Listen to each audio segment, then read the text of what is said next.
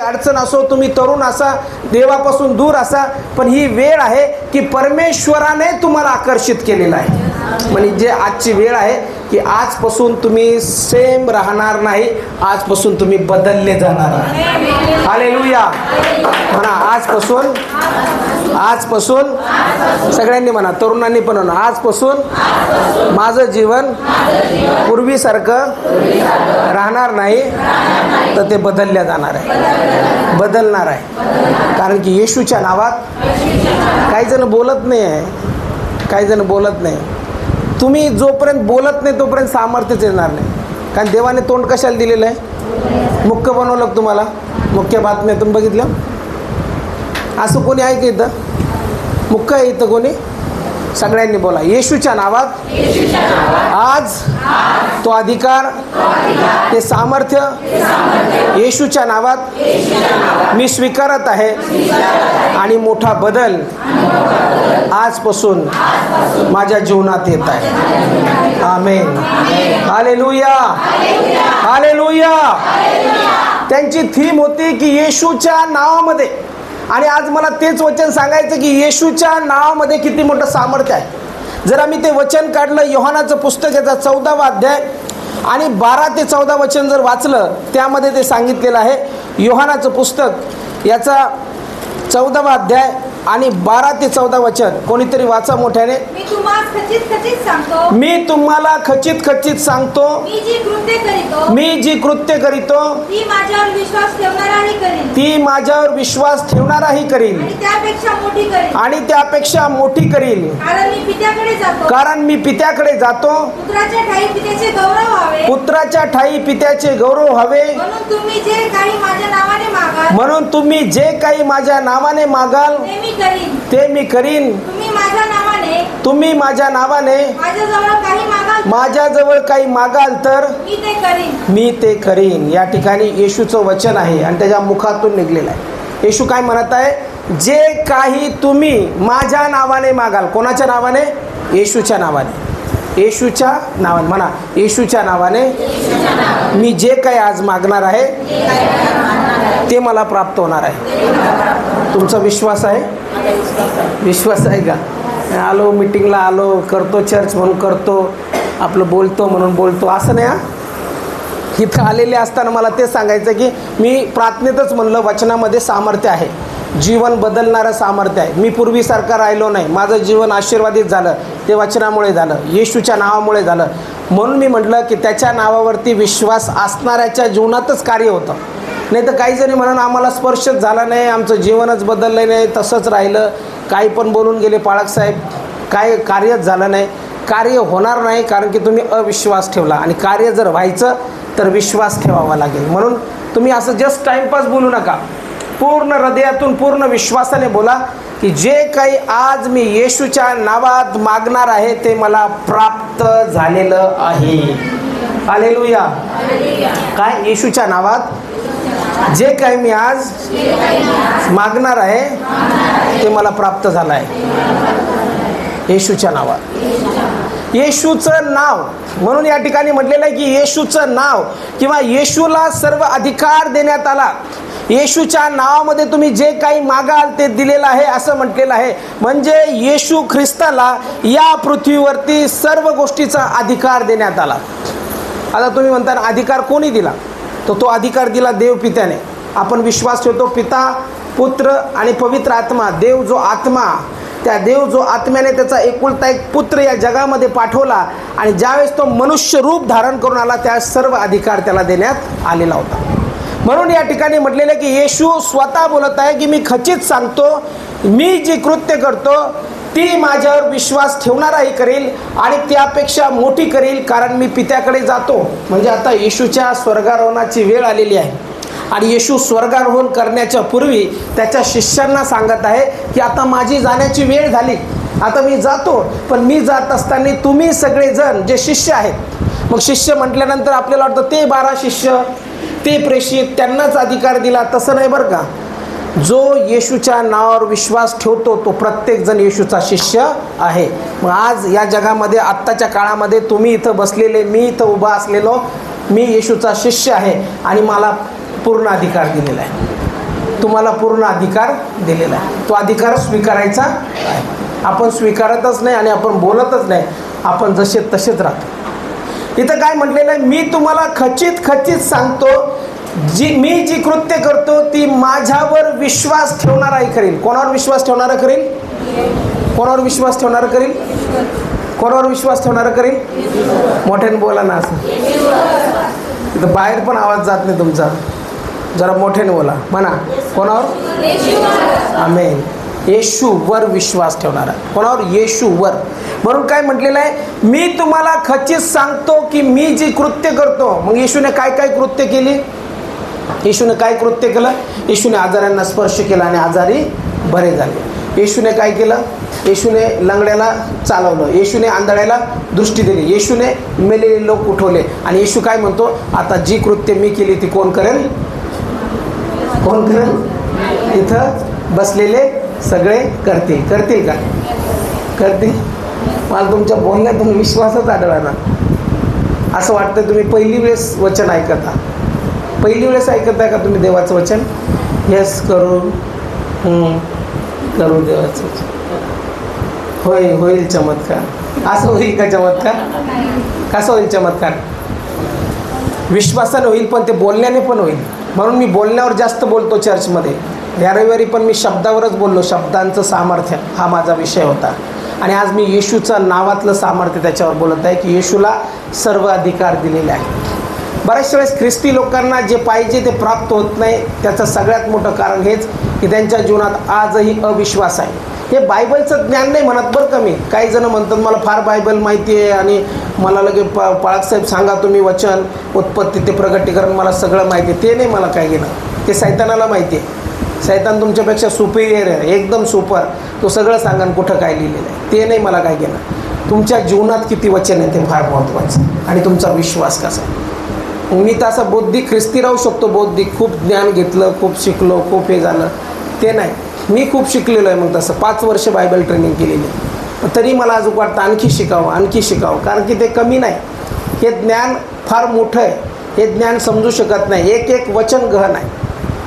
मग त्यासाठी वचनाचं सामर्थ्य किंवा जो माझ्यावर विश्वास ठेवणारा, मग विश्वासणाऱ्याच्या जीवनातून, बोलण्यातून, कृतीतून विश्वास दिसला पाहिजे. कार्य होत नाही कारण की विश्वास दिसत नाही. कार्य होत नाही कारण की आपण एकदम डिम असतो, एकदम काही नाही. परमेश्वर ऐकायचं, घरी जायचं, जेवण करायचं, वय चाललंय वाढत, लग्न करायचं, लेकरं हो द्यायचे, मग ते म्हातारे होतील, आम्ही म्हातारे हो, मग मरून जाऊ, देवासमोर जाऊ. काय केलं काय नाही, खाल्लो पिल्लो, कामाला जायचो, पैसे थोडेसे कमवले, लेकरांचं लग्न केलं ना, आता मरून इथं आलो. देव तुला जे करायला लावलं ते केलंच नाही. मी तर तुला अधिकार दिला होता. मी जी कृत्य करतो, जर विश्वासणारे आहात तर मी बोलतो तुम्हाला. जर विश्वासणारे मी बोललो नसतो. जर तुम्ही येशूवरती विश्वास ठेवणारे आहात तर त्याचं वचन सांगतं की त्यापेक्षा मोठी कृत्य तुम्ही करणार आहात. Hallelujah, hallelujah. आज म्हणा, आज मी माझ्या जीवनामध्ये मोठी कृत्य पाहणार आहे, अद्भुत गोष्टी पाहणार आहे. तो काय म्हणतो, पुत्राच्या ठाई पित्याचे गौरव व्हावे म्हणून तुम्ही जे काही माझ्या नावाने मागाल ते मी करील. म्हणजे पित्याकडे ज्यावेळेस तुम्ही येशूचं नाव घेऊन जाता, येशूचं नाव घेऊन गेल्यानंतर काय होतं, तो अधिकार येशूला दिल्यामुळे जे काही तुम्ही येशूच्या नावात पित्याला मागता तो तुमच्यासाठी करतो, तो माझ्यासाठी करतो. म्हणून म्हटलेलं आहे की पित्याच्या नावामध्ये सर्व पृथ्वीवर त्याला अधिकार दिलेला आहे. मत्तय कृष्णवर्तमान याचा 28 अध्याय आणि 18 वचन जर आम्ही वाचलं, मत्तय 28 आणि 18 काढा कोणीतरी, समजतंय ना तुम्हाला. तेव्हा येशू जवळ येऊन त्याच्याशी बोलताना म्हणाला, स्वर्गात आणि पृथ्वीवर सर्व अधिकार मला दिलेला आहे. येशू काय म्हणतो त्याच्याजवळ येऊन की स्वर्गात आणि पृथ्वीवर सर्व अधिकार कोणाला दिला? बोला माझ्याशी. मला उपदेशच करता येत नाही. मला समोरचा बोलला तरच उपदेश करतात. असं मी भाषणासारखा उपदेश नाही करत ना. कोणाला अधिकार दिला? कुठं दिला? वर. पहिला पॉईंट, हळूहळू जाऊ आपण. पहिला पॉईंट, कुठं अधिकार दिला? वर, स्वर्गात. आणि दुसरा अधिकार कुठं दिला? तुम्ही कुठं राहता? स्वर्गात गेले. स्वर्गात राहता का? किती जण स्वर्गात आहेत सध्या? काही जण आत्ताच पोचले असेल, हे देवा मी स्वर्गात आहे, काही इथं लक्ष माझं काही लागत नाही म्हणून मी स्वर्गामध्ये आनंद घेतो. स्वर्गात आणि पृथ्वीवर दोन गोष्टी सांगितलेल्या. मग पृथ्वीवर कोण राहतं? आपण. पृथ्वीवर सगळे मनुष्य जात राहते, मनुष्य प्राणी राहते आणि त्यामध्ये विश्वासणारे राहतात. मग तुम्ही कोण आहात इथं बसलेले? येशूवर विश्वास ठेवला, तुमचं तारण झालं? तारण झालं का? खात्री आहे का? पापाची क्षमा मिळाली? मग तुम्ही कोण आहात? विश्वासणारे.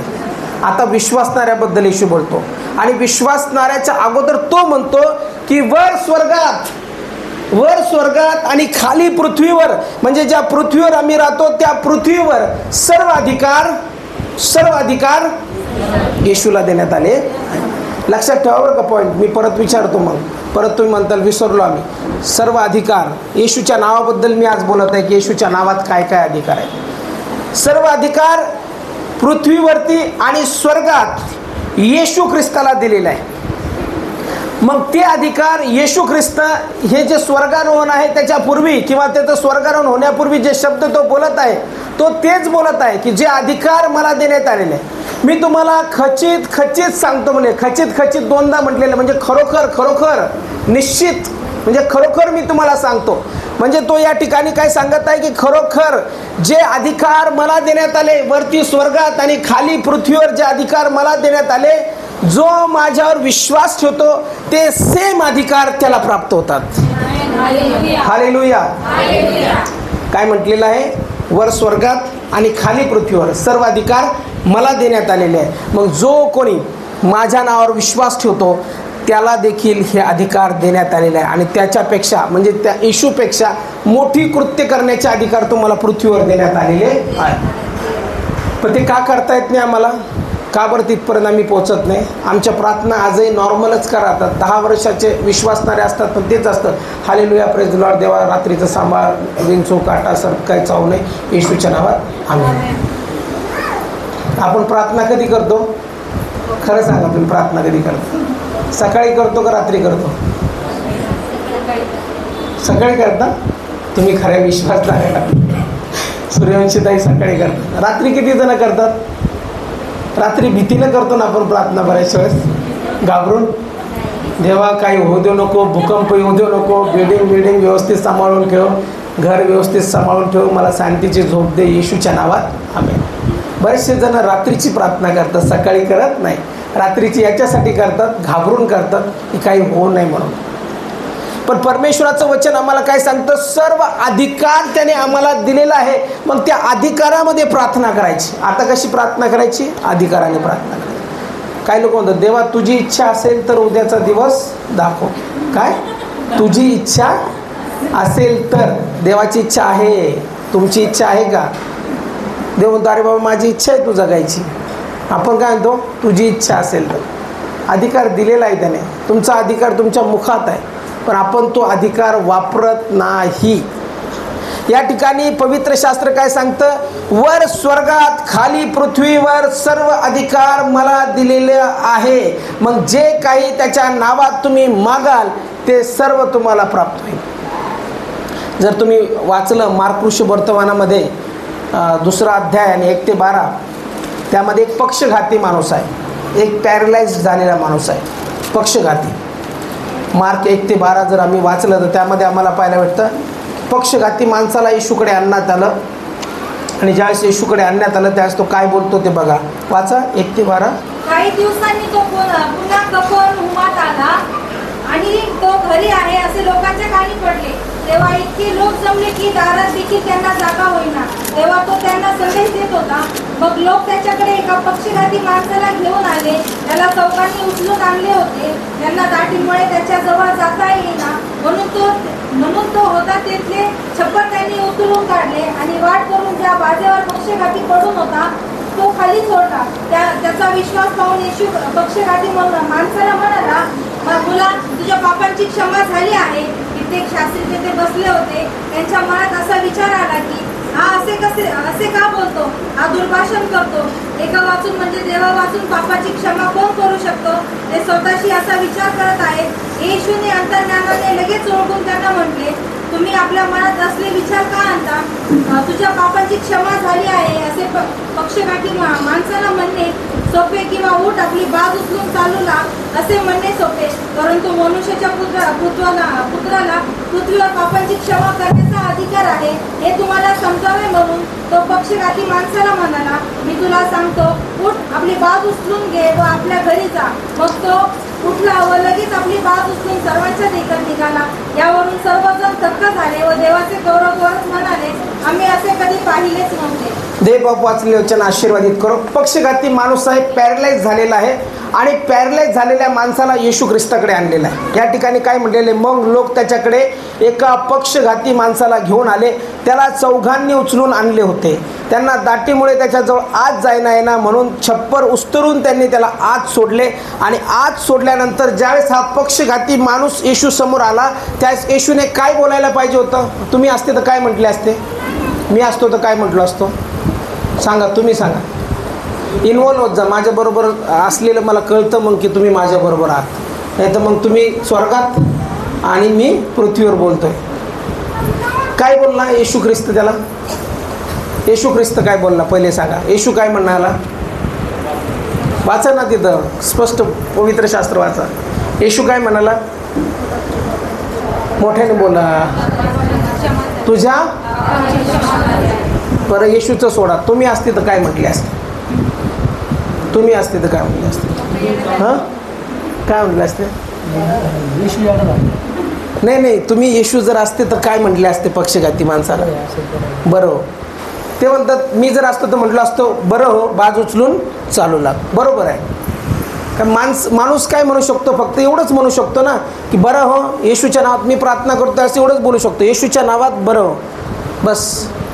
मी हे नाही बोलू शकत की मी तुला पापाची क्षमा करतो. मी कोण पापाची क्षमा करणारा, मला अधिकार आहे का पापाची क्षमा करण्याचा.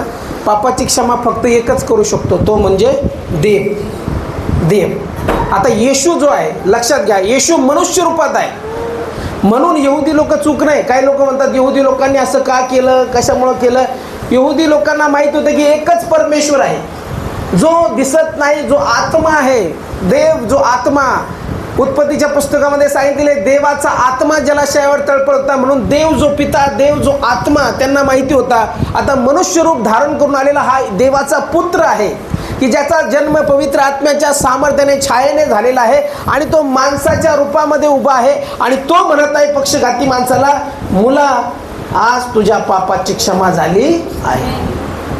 एक माणूस म्हणतो की मुला तुझ्या पापाची क्षमा झालेली आहे. त्या साहजिक आहे समोरच्या लोकांना राग आला, कारण की एका वाचून म्हणजे देव वाचून या पृथ्वीवर पापाची क्षमा करण्याचा अधिकार दुसऱ्या कोणाला नाही. बरोबर आहे त्यांचं, बरोबर आहे. कारण की ते माणसाला बघत आहे. माणूस म्हणत आहे की तुझ्या पापाची क्षमा झालेली आहे. शरीर रूपामध्ये त्यांनी बघितला नव्हता. देव जो आत्मा आहे तो फक्त आत्मा आहे. ग्रंथपंचक जर तुम्ही वाचा, उत्पत्ती, निर्गम, लेवी, अनुवाद, गणना, 5 पुस्तकं, त्याच्यामध्ये देवाची प्रतिमा नाही. मोशेने जे पुस्तकं लिहिले त्याच्यातही सांगितले की देव जो आत्मा, देव जो सामर्थ्यशाली, ज्याने ज्या वेळेस दर्शन दिलं त्या वेळेस तो डोंगरावरती त्याचं सानिध्य उतरून यायचं. त्याचं सानिध्य ज्या वेळेस आलं त्या वेळेस स्वरूपामध्ये सानिध्य आलं नाही, त्याचं सानिध्य आत्म्यामध्येच आलं. मग मनुष्य म्हणतो की तुझ्या पापाची क्षमा झाली आहे. मग एक मनुष्य कसं काय म्हणू शकतो तुझ्या पापाची क्षमा झाली आहे, सांगा. कसं काय म्हणू शकतो. येशू तर मनुष्य रूपात आहे ना. तुम्हाला समजते वचन. मला तुम्हाला सांगायचं, पिता कोण आहे, देव जो आत्मा. तुम्ही विश्वास ठेवता ना पिता, पुत्र, पवित्र आत्मा. हाच खरा विश्वास आहे, पिता, पुत्र आणि पवित्र आत्मा. तर पिता जो आहे, देव पिता जो आत्मा आहे. पण आता समोर कोण उभा आहे रूपामध्ये, शरीरामध्ये, पुत्र येशू. आणि येशू काय म्हणतो, तुझ्या पापाची क्षमा झाली आहे. मग पापाची क्षमा करणारा मनुष्य का देव आहे. मग येशू कसं काय म्हणतो पापाची क्षमा झाली आहे. तेच तर शिकवतो मी तुम्हाला किती वेळेस. येशूच्या नावात अधिकार आहे, कारण की येशूला सर्व अधिकार या पृथ्वीवर देण्यात आले होते.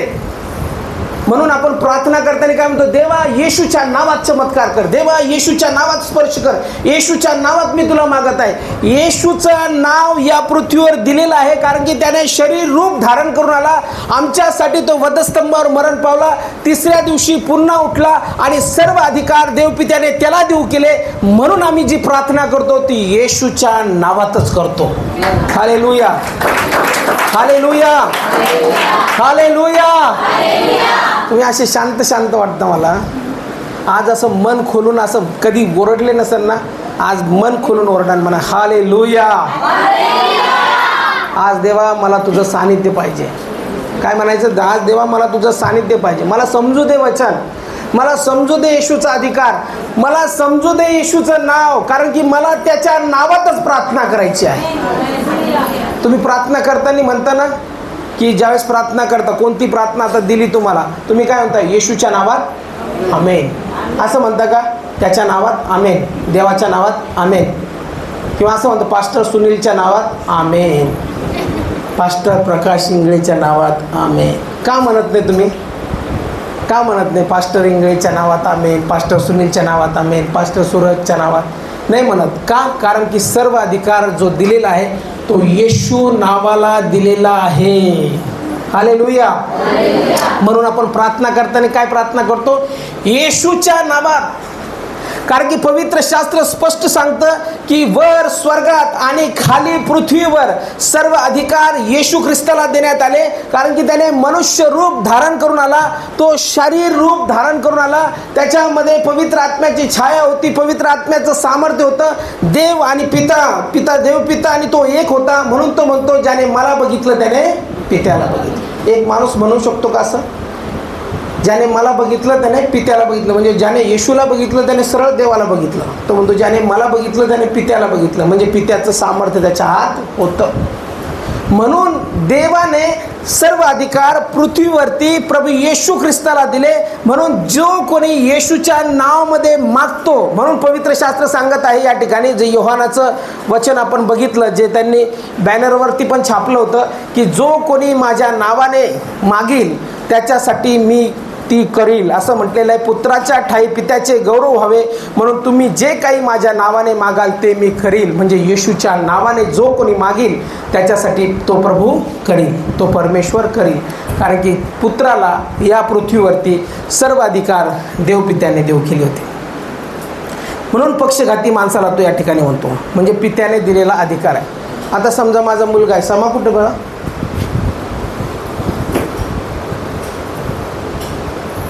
आता मी पिता आणि हा पुत्र. मी पिता आहे, हा माझा पुत्र आहे, माझा पुत्र आहे तुझा. त्याला लय राग येतो, काय की उदाहरण काय माझ्यावर घेतो. आता मी काय करतो, माझं घर आहे, या घरावरती सगळं समजा माझ्या नावाने मी केलेले दस्तावेज किंवा जे कागदपत्र ते सगळे माझ्या नावाने केलेले आहे. आता हे घर फक्त मीच विकू शकतो, पण मी काय म्हणतो, मी सर्व अधिकार समर्पण साहेबाला देत आहे. आता हे अधिकार मी कोणाला दिले, यांना दिले. माझी बायको घर विकल का? नाही विकू शकतो. मी विकू शकतो का? सर्व अधिकार दिले, सर्व एक पण अधिकार नाही ठेवला. कागदपत्रात असंच लिहून टाकलं की कोणाचीच सही घ्यायची नाही, फक्त याचेच अधिकार चालेल, बाकी कोणाचेच अधिकार नाही. मी सर्व अधिकार समाला देत आहे आणि समा जे करील ते करील. घर विकून खायचं, विकून खा, हां काय करायचं एन्जॉय कर. तर सर्व अधिकार कोणाला आहे? आता तू जे बोलशील तेच घडून येईल. आता सगळे अधिकार मी तुला देऊन टाकतो. मग अधिकार कोणाला प्राप्त झाला? आता पुत्राला, याला प्राप्त झाला. पण मी अधिकार दिला त्याला. मी जर दिलाच नसता तर, मी जर ठेवला माझ्याकडे, नाही मी तुला अधिकार देत नाही, तू तसंच राहा, मी जे सांगेन तेवढंच करायचं, बाकी काय करायचं, चालेल? मग काय झालं असतं?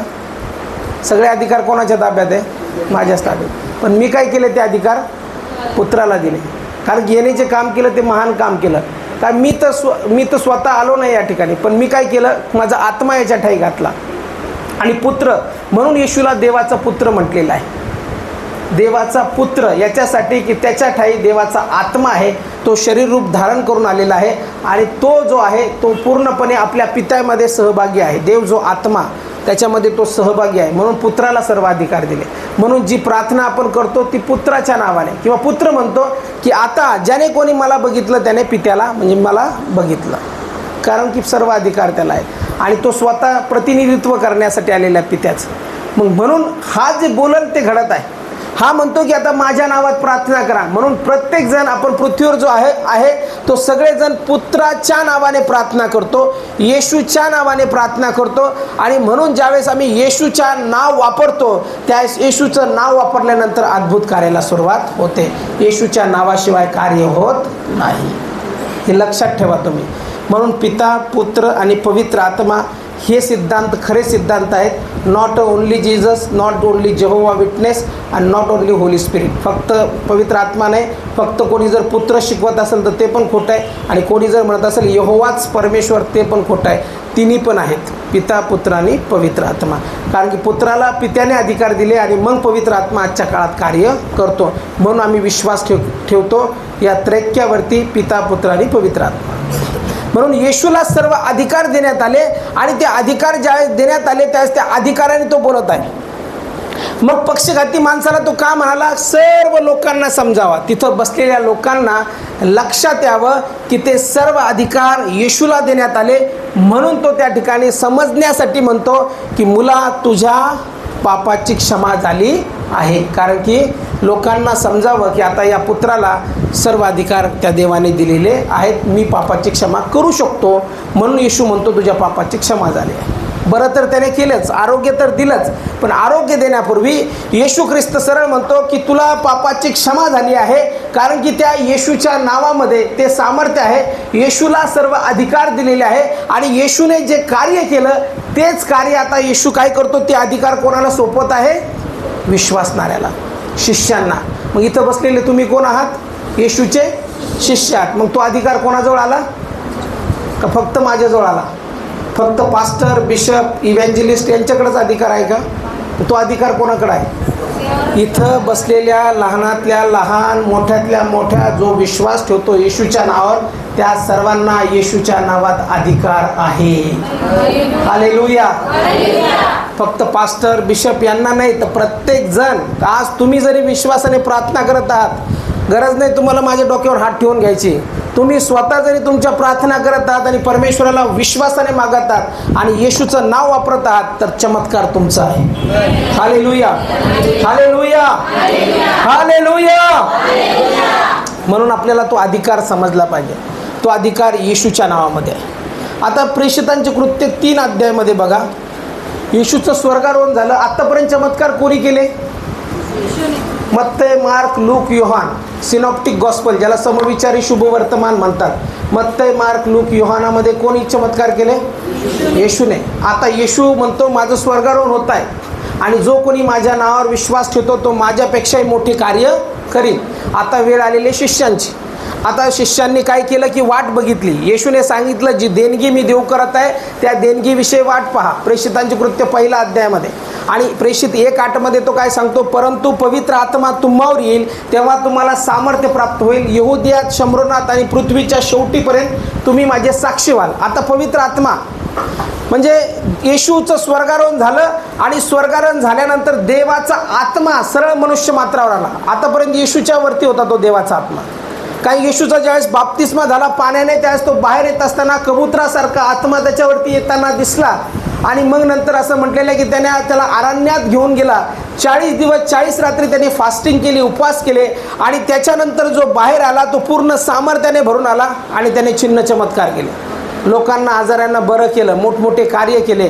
आणि आता स्वर्गारोहण होत आहे त्याचं. येशू मरणातून उठल्यानंतर स्वर्गारोहण होत आहे आणि मग तो शिष्यांशी बोलत आहे स्वर्गारोहणाच्या अगोदर की आता पवित्र आत्मा तुम्हावर येईल तेव्हा तुम्हाला सामर्थ्य प्राप्त होईल. मग आता येशूने जे अधिकार आहेत ते अधिकार घेतले, जे पित्याने त्याला दिलेले होते ते अधिकार तो आता शिष्यांना देत आहे. आणि शिष्य लोक 120 जण माडीवरच्या खोलीत प्रार्थना करत आहे. आपण पण आज कुठं आहोत? माडीवरच्या खोलीत. म्हणून आज जी प्रार्थना करणार ती प्रार्थना तुमची सफल होणार आहे येशूच्या नावात. येशूच्या नावात. कोणाच्या नावामध्ये? येशूच्या नावात. मग ते 120 जण प्रार्थना करत आहे आणि पेंटिकॉस्टचा दिवस येतो.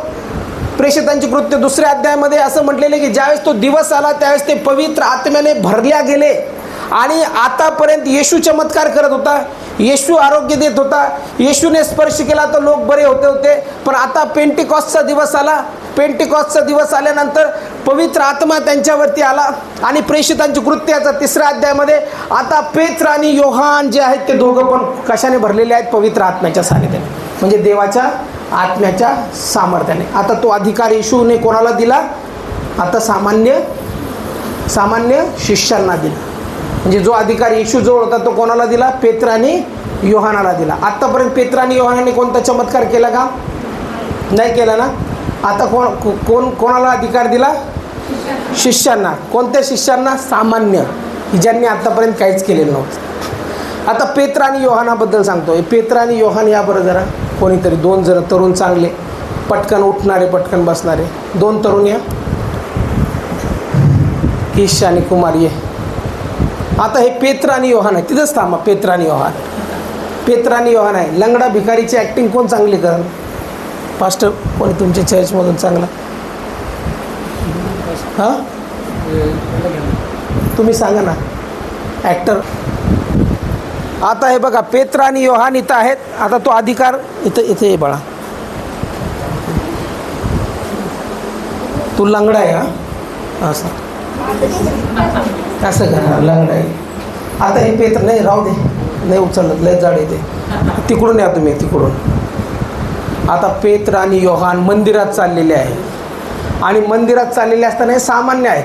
पण एक घटना घडलेली आहे त्याच्यापूर्वी. त्यांनी प्रार्थना केलेल्या आहेत आणि माडीवरच्या खोलीमध्ये यांच्यावरती पवित्र आत्मा आलेला आहे आणि पवित्र आत्मेला आलेला असताना आता ते पवित्र सानिध्याने भरलेले, पवित्र आत्म्याच्या सामर्थ्याने भरलेले आहेत. आणि पवित्र आत्म्याच्या सामर्थ्याने भरलेले लोक सामान्य नसतात. आता तो अधिकार जो अधिकार येशूने वापरला, येशूने लोकांना आरोग्य दिले, तोच अधिकार आता त्याने काय केलं? शिष्यांना दिला. आता तोच अधिकार यांच्यात आहे, तो पवित्र आत्मा यांच्यात आहे. जो आत्मा येशूवरती होता, असा विचार करा पूर्णपणे की आता तो, हे पेत्र आणि योहानच समजा, हे कोण आहेत? पेत्र आणि योहान. आता तोच आत्मा कोणावरती आहे? पवित्र आत्मा कोणावरती आहे? या दोघांवरती आहे. हां, देवाचं सानिध्य यांच्यावरती आहे. आणि मग हे आता अधिकाराने भरलेले आहेत. यांच्यात काय आला? अधिकार. ज्यांच्यात अधिकार नसतो ते कसे बोलतात? देवा माझी प्रार्थना एवढी ऐक ना, देवा आमच्यासाठी काम कर, देवा तुझी इच्छा असेल तर माझं हे होऊ दे, काम माझी प्रार्थना असेल तर मला आजारातून बरं कर, तुझी इच्छा असेल तर मला बरं कर. हे देवाची इच्छा आहेच ऑलरेडी. पण आपण कशी प्रार्थना करतो? देवा, आपण नेहमी काय करतो? देवाला मागणी करतो. देव म्हणतो अरे तुला सगळा अधिकार दिला ना मी. आता 2000 वर्षापूर्वी मी मरण पावलो, पुन्हा उठल्यानंतर सर्व अधिकार मी दिला. पण आजही आपण कशी प्रार्थना करतो? देवा तुझी इच्छा असेल तर मला पास होऊ दे, देवा तुझी इच्छा असेल तर मला चांगला वर भेटू दे, देवा तुझी इच्छा असेल तर. देव म्हणतो माझी इच्छा आहे, पण विश्वासाने प्रार्थना कर. देवा मला येशूच्या नावात चांगलं स्थळ भेटलेलं आहे. ही झाली प्रार्थना. आता हे पवित्र आत्म्याच्या सानिध्याने भरलेले आहेत. आता हे सामान्य नाही, देवाच्या सामर्थ्याने भरलेले आहेत. आता यांचे शब्द पहिल्यासारखे नाही की करशील देवा, झालं तर झालं, नाही झालं तर नाही झालं, मला काही वाटत नाही, काही खरं नाही, जमत नाही, आमच्या बापदाद्याने कधी बघितलं नाही, आम्ही कधी बघणार आहोत, आम्ही पिढ्यानपिढ्याचे गरीब आणि साधे आहोत, त्याच्यामुळं आमची परिस्थिती अशीच राहणार आहे. कोण म्हटलं तुम्हाला? कोण म्हटलं? तुम्हीच म्हटले स्वतःला. सामर्थ्यशाली लोक असे बोलतात, येशूवर विश्वास ठेवणारे लोक असं बोलतात, काही खरं नाही, आमचं काहीच खरं नाही, आता आमचं सगळं संपलं, या पोराचं काही खरं नाही, याला काही येत नाही, ढगोळा आहे, हे काय शिकणार नाही. हे विश्वासणारे बोलतात. मला आवडत नाही असं बोलणारे लोक. मला पॉझिटिव्ह बोलणारे लोक आवडतात आणि मी राहतो पण अशाच लोकात की जे शब्द पॉझिटिव्ह काढतात कोणत्याही स्थितीत. आता हे पवित्र आत्म्याने सामर्थ्याने भरलेले लोक आहेत. आता विचार करा, येशूच्या नावात जो अधिकार होता तो आता यांना दिला, येशूने दिला. येशूचं स्वर्गारोहण झालं आणि येशू म्हणतो की आता जो अधिकार मला दिलेला आहे, तो अधिकार जो माझ्या नावावर विश्वास ठेवतो त्याला दिलेला आहे. आता पेत्र आणि योहान इथं मंदिरात येत आहेत. पेत्र आणि योहान येत आहेत आणि येत असताना हा लंगडा भिकारी जो आहे हा त्यांना दाराजवळ दिसला आणि तोंड कसं तरी करणं असं वाकडं तिकडं, मला काहीतरी द्या हो म्हणा, मला काहीतरी द्या, पैसे विषय द्या ना, पैसे द्या ना. असं रड ना थोडंसं. अरे तू हसतो का रडतो? असं थोडंसं. हां हां. आता तुम्ही बघितलं याच्याकडं. आता पेत्र आणि योहानाने बघितल्यावर यांच्याजवळ तर पैसे नाही आहे, काहीच नाही, पैसे नाही, काहीच नाही. आणि मग आता काय करणार? आणि हा तर त्रासात आहे, हा तर लंगडा भिकारी आहे. पण ज्यावेळेस बघितलं त्यावेळेस पवित्र शास्त्र काय सांगतं बघा तुम्ही. प्रेषितांची कृत्याचा 3ऱ्या अध्यायामध्ये ते दिलेलं आहे.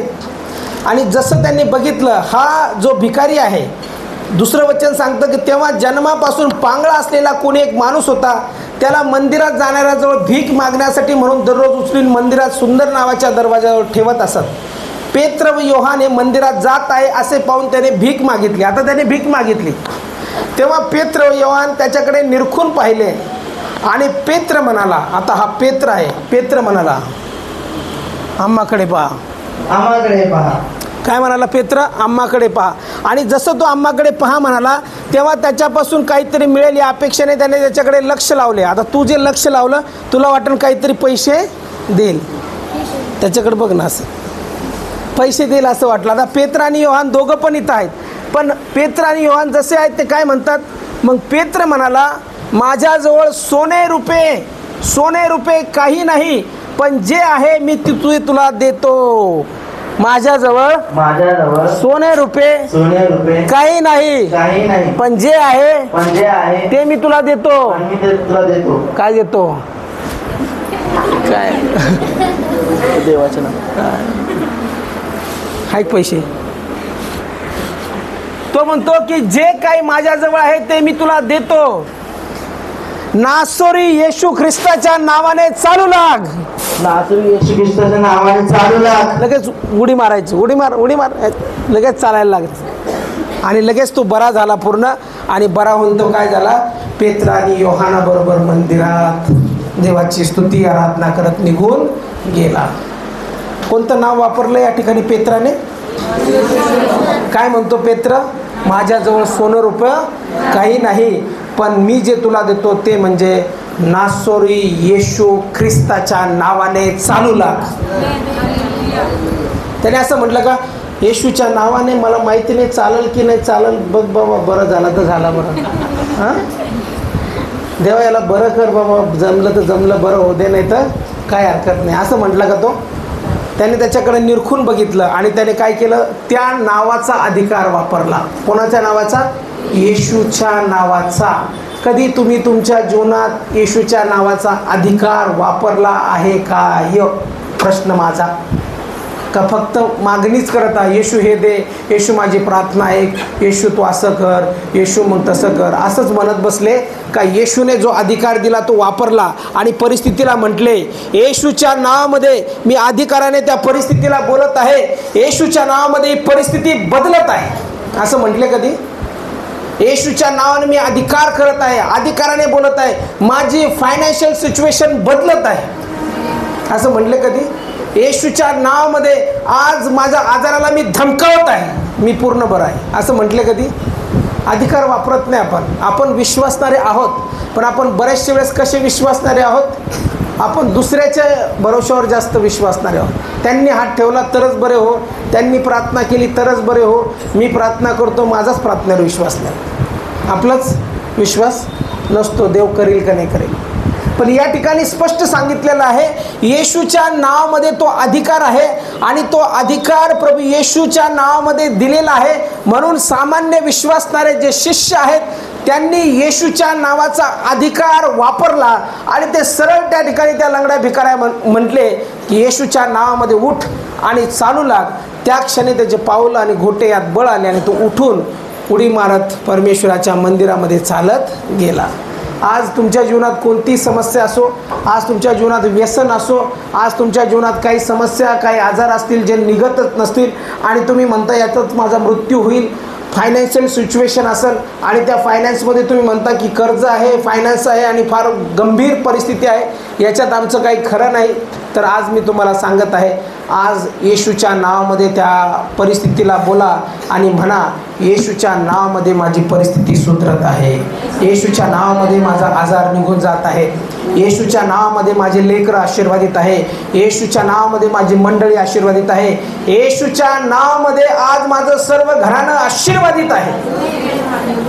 तो अधिकार वापरा, कारण येशूच्या नावात तो अधिकार दिलेला आहे. येशू असं सहज नाही बोलत ना कोणत्या गोष्टी. जे वचन तुम्ही ऐकता त्या वचनामध्ये सहज येशू बोलत नाही. आपल्याला काय वाटतं येशू कसं बोलला असेल? सहज बोलला. हे देवाच्या मुखातलं वचन आहे. येशू स्वतः बोलत आहे. आणि जर येशू बोलत आहे तर येशू जर बोलत आहे तर आम्ही विश्वासणाऱ्याने त्याच्यावर विश्वास ठेवला पाहिजे, कारण की हे त्याच्या मुखातून निघलेला शब्द आहे. ज्यावेळेस तो बोलतो तो सहज बोलत नाही, खचित खचित बोलतो, खरोखर बोलतो. आणि तो सांगतो की मी जी कृत्य करतो ती माझ्यावर विश्वास ठेवणाराही करील. हे बोललेलं वचन जे आहे हे असंच बोलल्या गेलं नाही. आपल्याला सहज वाटतं, आपण वाचताना कसं सहज वाचतो, मी तुला खचित खचित सांगतो, मी जी कृत्य करतो ती माझ्यावर विश्वास ठेवणाराही करेल आणि त्यापेक्षा मोठी करेल, कारण मी पित्याकडे जातो. बस, मी लहानपणापासून वाचत आलो किंवा मी चर्चमध्ये गेल्यावर हे वचन वाचलेलं आहे. वचन वाचणं आणि वचनावर विश्वास ठेवणं फरक आहे. आता वचन तुम्ही खूप वाचलं, पण आता वेळ आलेली आहे वचनावरती विश्वास ठेवण्याची. म्हणा, मी वचनावरती विश्वास ठेवत आहे. येशूच्या मुखातून निघलेलं वचन आज माझ्या जीवनात कार्य करत आहे. आणि येशूच्या नावाने जी माझी समस्या आहे तिला मी धमकावत आहे आणि आज महान शांती माझ्या जीवनावर येत आहे, माझ्या कुटुंबावरती येत आहे. म्हणून या ठिकाणी येशू विश्वासाने बोलतो आणि येशू तो अधिकार देतो. म्हणून येशूच्या नावामध्ये जे काही मागाल ते करील असं म्हटलेलं आहे, कारण की येशूच्या नावात तो अधिकार आहे. दुसरं नाव नाही, या पृथ्वीवर दुसरं नाव दिलेलं नाही. तुम्ही म्हणताल ह्या नावाने प्रार्थना करू, त्या नावाने प्रार्थना करू, किंवा फक्त देवाच्याच नावाने प्रार्थना करू, तरी प्रार्थना ऐकल्या जाणार नाही. कारण येशूने जे बलिदान दिलं, येशूने जे मनुष्य जातीसाठी केलं, येशूने जे वधस्तंभावर प्राण दिले, जे तारण जे आहे येशूच्या रक्तामध्ये आहे. म्हणून वरती स्वर्गात आणि खाली पृथ्वीवर येशूशिवाय दुसरं नावच नाही की ज्या नावामध्ये आमचं तारण होईल. मग कोणी कोणतं नाव वापरू शकत नाही. पण येशूचं नाव वापरत असताना आम्हाला तो अधिकार वापरायचा आहे. तो अधिकार कोण वापरू शकतं? येशूच्या नावाचा सर्व विश्वासणारे. पवित्र शास्त्रामध्ये एका याजकाच्या मुलांनी वापरला तो अधिकार. त्यांच्याकडून दुष्टात्मे निघले का? स्किवाचे पुत्र का बरं नाही निघले? त्यांनी येशूचं नाव वापरलं. अंधविश्वास. आणखी येशूचं नाव वापरलं ना त्यांनी, स्किवाच्या पुत्रांनी. मग त्यांना तर उघडं नागडं ओस्तर मारलं दुष्टात्म्यांनी. का बरं? त्यांनी येशूचं नाव वापरलं ना. काय फरक होता त्यांच्या येशूचं नाव वापरण्यात आणि पेत्र आणि योहानाच्या येशूचं नाव वापरण्यात, पौलाचं नाव वापरण्यात? पौल देखील येशूचं नाव वापरायचा. पवित्र आत्मा होता. Very good. त्यांच्यावरती पवित्र आत्मा. अजून काय कोणी सांगाल मला? त्या स्किवाच्या पुत्रांचा नातेसंबंधच आला नव्हता. त्यांनी कधी देवाबरोबर नातेसंबंध प्रस्थापित केले नव्हते. येशूबरोबर नातेसंबंध आला नव्हता. प्रार्थना कधी केले नव्हत्या, कधी देवाच्या सानिध्यात राहिले नव्हते. आणि सरळ त्यांनी फक्त ऐकलं होतं की येशूच्या नावात चमत्कार होत आहेत, म्हणून त्यांनी काय केलं ते करतात. पेत्र आणि योहान करतात, पौल करतो, म्हणून आता आम्हाला पण केलं पाहिजे. कोणीतरी करतं म्हणून आपण करतो तर आपण फसतो. नातेसंबंध असल्याशिवाय आपण करू शकत नाही. देवाबरोबर आपला नातेसंबंध किंवा रिलेशन, आपल्या प्रार्थना घट्ट असल्या पाहिजे. येशू ख्रिस्त स्वतः ज्यावेळेस पृथ्वीवरती आला त्यावेळेस असं म्हटल्यावर तो एकांती डोंगरात जाऊन प्रार्थना करायचा. रोज सकाळी उठून प्रार्थना करायचा. येशूला प्रार्थना करायची गरज होती का? गरज नव्हती. तो देवाचा पुत्र होता, पण तरी देखील तो रोज सकाळी प्रार्थना करायचा. डोंगरावरती एकांती जाऊन प्रार्थना करायचा, रात्रीची प्रार्थना करायचा. ज्या ज्या वेळेस त्याला वेळ भेटेल त्या त्यावेळेस तो देवाच्या सानिध्यात जायचा. त्याच्या सानिध्यात गेल्यामुळे देवाचं आणि त्याचं घट्ट रिलेशन होतं, नातेसंबंध चांगले होते. मग जर माझे आणि माझ्या मुलाचे नातेसंबंधच नाही तर मी त्याचं ऐकणार नाही. नातेसंबंध जोपर्यंत तयार होत नाही तोपर्यंत ती प्रार्थना ऐकल्या जात नाही. म्हणून नातेसंबंध असणं गरजेचं आहे. म्हणून स्किवाचे पुत्र देखील येशूचं नाव वापरतात आणि येशूच्या नावामध्ये ते बोलतात. पण पवित्र शास्त्र काय सांगतं की ज्यावेळेस ते सैतानाला म्हणतात की आम्ही येशूच्या नावाचा अधिकार वापरतो, येशूच्या नावाने तुम्ही चालल्या जात, ते म्हणतात आम्ही पेत्राला ओळखतो, आम्ही पौलाला ओळखतो, आम्ही योहानाला ओळखतो, पण तू कोण, तुम्ही कोण? आणि लगेच काय केलं त्यांनी, त्याच्यावर अटॅक केला आणि त्याला मारलं. इतकं मारलं की ते उघडे नागडे होऊन पळून गेले. कारण की त्यांना येशूचं नाव त्यांनी घेतलं, पण येशूच्या नावाबरोबर त्यांचा नातेसंबंध नव्हता. आज जर तुम्ही इथं बसलेले आहात आणि तुम्ही म्हणताल चला आज पाळक साहेबांनी सांगितलं की येशूच्या नावाचा अधिकार वापरायचा आहे, येशूचं नाव वापरायचं आहे, आजपासून आपण नाव वापरू. पण नाव वापरण्यापूर्वी आपले रिलेशन कनेक्शन चांगलं करा, आपले नातेसंबंध देवाबरोबर चांगले करा, आपले पाप त्यागून द्या, आपल्या पापाची क्षमा देवाला मागा.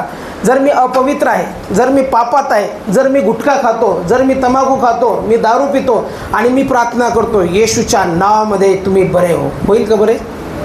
देव काय म्हणाल, अरे शहाण्या पहिले तू बरं हो, तुला पहिले गरज आहे, मग दुसऱ्यांना सांग. आपली मन म्हणतो ना आपण स्वतः कोरडे पाषाण आणि दुसऱ्यांना शिकवणी ज्ञान. मग ज्ञान शिकवण्यासाठी पहिले मला कसं व्हावं लागेल? मी करतो गावभर लपडे आणि मी करतो प्रार्थना येशूच्या नावामध्ये. देव काय म्हणाल, अरे पहिले सुधर, चांगलं राहा. म्हणून तरुण तरुणीसाठी खास संदेश आहे की ज्यावेळेस आपण येशूचं नाव वापरतो त्यावेळेस नातेसंबंध पण तसा पाहिजे. ज्यावेळेस आम्ही येशूचं नाव वापरतो त्यावेळेस त्या शरीरामध्ये पवित्रता पण तशी पाहिजे. देवाचं नाव घेत असताना देवाबरोबर असलेले रिलेशन फार महत्त्वाचे आहेत आणि पवित्रतेशिवाय आणि त्या देवाच्या सानिध्याशिवाय आपण ते नाव वापरलं तर त्याचा असर होणार नाही. पहिले आपल्याला काय करेक्ट करायचं आहे, आपलं लाईफ. काय करेक्ट करायचं, आपलं लाईफ, जीवन. एका सभेमध्ये मी होतो आणि सभेमध्ये ज्यावेळेस ते पास्टर प्रॉफिट होते ते प्रार्थना करत होते, त्यावेळेस मी असं बसलेलो होतो.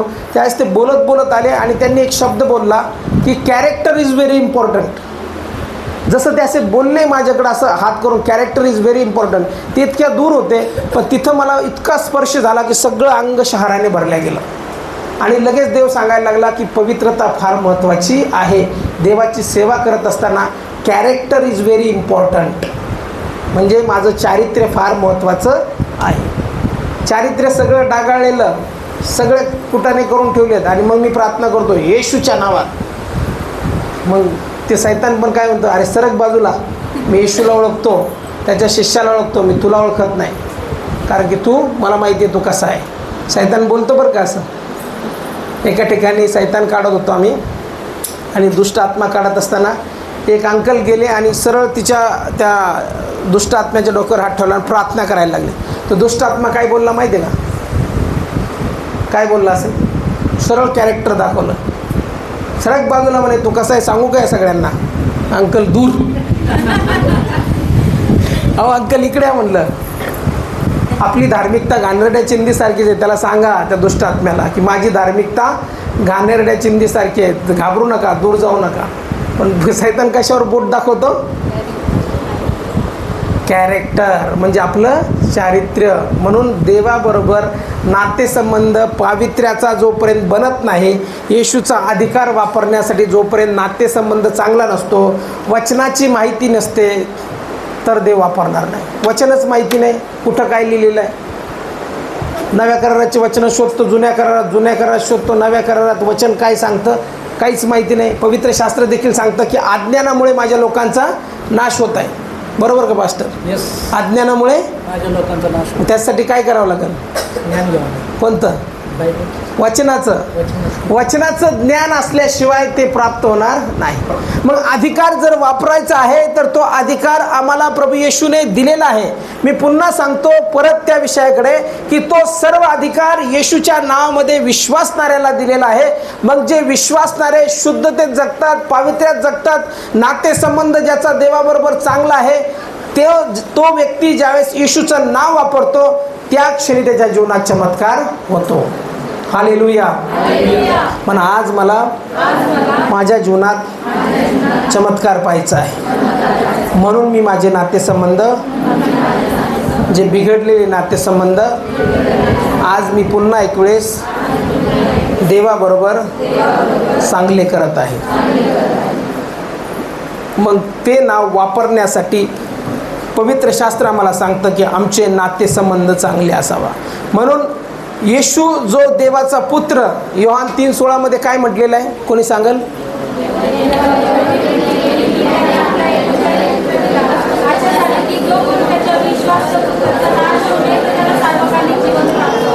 एकुलता एक पुत्र दिला अशासाठी की जो कोणी त्याच्यावर विश्वास ठेवतो त्याचा नाश होणे तर त्याला सार्वकालिक जीवन प्राप्त होईल. पुत्र दिला आणि पुत्राच्या नावात अधिकार दिला. म्हणून जे काही तुम्ही येशूच्या नावाने मागाल ते मी करीन असं म्हटलेलं आहे. म्हणजे येशूचं नाव आम्हाला दिलेलं आहे, कारण की तो पुत्र जो आहे तो या पृथ्वीवरती पाठवला शरीर रूपाने, आणि त्याने जे बलिदान दिलं, त्याने जे कार्य केलं, त्या कार्यामुळे येशू जो आहे तो सर्वोच्च स्थानावर बसलेला आहे. कसं बसलेला आहे? सर्वोच्च स्थानावर. आता येशू पण या जगात आला त्यावेळेस सैतानाने त्याला मोह टाकले. सैतान म्हटला की सगळे अधिकार मला दिलेले आहे आणि जर तू मला नमन करशील तर मी सगळं तुला देईल. येशू शरीरात होता. येशू मोहात पडला असता तर आपण लय लवकर पडतो मोहात. पडतो ना लवकर. कोणी जर म्हणलं तुम्हाला डबल पैसे करून देतो, द्या 1 लाख द्या, 2 लाख देतो, आपण सोनं ठेव, हे ठेव, ते ठेव, ते सगळं घेतो आणि लगेच देऊन टाकतो. ते काही स्कीम येतात ना, हे स्कीमने इतके पैसे भेटेल, तितके भेटेल, आपण फार लालची असतो, लगेच सगळं मोडून देतो, सगळं चाललं जातं. ते पण जातं आणि हे पण जातं. एक घटना घडली होती आमच्या इथं. मी राहिलं म्हणजे पूर्वी संघर्षनगरमध्ये राहिलो होतो. एका बाईला एक माणूस आला म्हणे तुमच्या मिस्टरांना टाटा सुमो लागली, तर अर्जंट त्यांनी सांगितलं की तुम्ही 2 लाख रुपये द्या, लगेच ते भरायचे आणि टाटा सुमो तुमच्या दारात. आणि असं म्हटल्यानंतर लगेच ते म्हणे की माझ्या मिस्टरांनी सांगितलं नाही म्हणे जे काय असेल ते द्या, घरात कॅश असेल किंवा काय असेल, सोनं आहे तुमच्याकडे ते द्या, पटकन एक घेतील टाटा सुमो लगेच तुमच्या दारात. त्या बाईने सगळं गळ्यातलं काढलं भोरळ पडल्यासारखं आणि दिलं सगळं गुंडाळून, आणि तो गेला घेऊन. ती बघती वाट, टाटा सुमो आता येईल, टाटा सुमो नंतर येईल. नवरा आला कामावून बिचारा, कामाला जायचं सामार. काय झालं म्हणे, काय वाट बघते एवढी? नाही म्हणे तुम्ही एकटेच आले? हो म्हणे मी एकटाच आलो. म्हणे आपली टाटा सुमो? कशाची टाटा सुमो? म्हणे कोणती टाटा सुमो? अहो ते एक जो व्यक्ती आला तर तो म्हणे की मला लगेच तुमच्या मिस्टरांनी पाठवलं आणि त्याने सांगितलं की तुम्हाला टाटा सुमो लागलेली आहे, इतके इतके पैसे भरायचे. मी त्याला सगळं काढून दिलं आणि मी दिला. अरे देवा, जे काही तू केलं ते म्हणे सगळं लुटल्या गेलं, कारण की अशी काही स्कीम नव्हती आणि असं काही लागलं नव्हतं. येशू लालची नव्हता. येशू लगेच मोहात पडला नाही. मी तुला सर्व वैभव देतो. त्यावेळेस येशू लगेच म्हटला नाही, हा देवा काय सैताना मी तुला झुकतो, नमन करतो, आता हे सगळं मला दे, जाऊ दे, देवाची आज्ञा, मी कुठं देवाने पाहिलं मी आणि कधी जाणार देवाकडं, तोपर्यंत मी तर पृथ्वीवर आहे, भोगतो सगळं. येशूने तसं केलं नाही. येशूने ते स्वीकारलं नाही. आपण खूप लवकर स्वीकारतो. आपण शरीरात आहोत, आपण देवाच्या आत्म्याने भरलेले आहोत, पण अजूनही आपल्याला ती मजबूती जी आहे ती आलेली नाही. येशूला माहिती होतं की हे सगळं तू दाखवत आहे, हे सगळं वैभव हे माझ्या बापाचंच आहे, माझ्या पित्याचंच आहे, त्यानेच सगळं निर्माण केलेलं आहे. आणि माझ्या पित्याचा हा मला म्हणतो की मी तुला देतो, की हा काय देऊ शकतो मला? म्हणून येशू त्याच्या मोहात पडला नाही. येशूने त्याला वचनातून उत्तर दिलं. आणि सर्व परीक्षा जर आम्ही बघतो, पूर्ण परीक्षा जी लूक ऋषिवर्तमान 4थ्या अध्यायात आहे, त्या परीक्षेमध्ये येशू पास झाला. आणि त्याच्यानंतर त्याने जे कार्य केलं ते कार्य त्याने करत असताना कोणत्याही मोहाला बळी न पडता केलं. आणि मग नंतर तो अधिकार त्याने मिळवला. म्हणून आज आपल्याला येशूच्या नावात अधिकार आहे, नाही तर येशूच्या नावात अधिकार नसता. देवाला दुसरी कोणती योजना आखावी लागली असते, पण येशूने आमच्यासाठी ते महान सॅक्रिफाईस केलं, बलिदान केलं. सैतानाचं त्याने ऐकलं नाही. देवाबरोबरचा नातेसंबंध त्याने कायम ठेवला. आणि म्हणून आम्हाला पाहायला भेटतं की येशूच्या नावाचा अधिकार आज आम्हाला प्राप्त झालेला आहे. मग आज तुम्ही येशूच्या नावाचा अधिकार वापरणार आहात का? प्रार्थनेत वापरणार? आज तुमची जी काही समस्या असेल, जी काही अडचण असेल, आज मनुष्य म्हणून तुम्ही मला बघत आहात, पण इथं देवाचा आत्मा आहे. आणि तुम्ही देवाच्या आत्म्याला ज्यावेळेस समर्पित होता किंवा देवाच्या आत्म्याला ज्यावेळेस बोलता आणि तो येशूच्या नावाचा अधिकार वापरता, त्यावेळेस ते महान कार्याला सुरुवात होते. म्हणून आज या ठिकाणी फक्त आम्ही नाही तर पवित्र आत्मा या ठिकाणी आहे, देवाचं सानिध्य या ठिकाणी आहे.